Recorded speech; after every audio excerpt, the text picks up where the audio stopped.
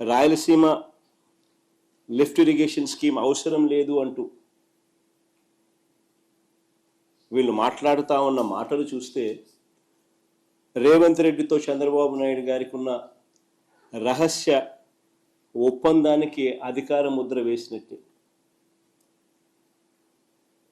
కరెక్ట్గా రేవంత్ రెడ్డి కూడా ఇదే మాటలే మాట్లాడాడు. చంద్రబాబు నాయుడు కూడా ఆయన మంత్రి కూడా రాయలసీమ లిఫ్ట్ అవసరం లేదు అని అంటూ చంద్రబాబు నాయుడు బరి తెగించి మాట్లాడడం కూడా వాళ్ళిద్దరి మధ్య జరిగిన ఒప్పందానికి ఆమోద ముద్ర వేసినట్టే, అధికార ముద్ర వేసినట్టే. స్వలాభం కోసం ప్రజలకు ఎంతటి ద్రోహమైనా కూడా, ఎంతటి మోసమైనా చేయడానికి చంద్రబాబు నాయుడు అనే వ్యక్తి వెనకాడడు. తన స్వార్థం కోసం పిల్లనిచ్చిన మామను ఎన్టీ రామారావునైనా వెన్నుపోటు పొడుస్తాడు.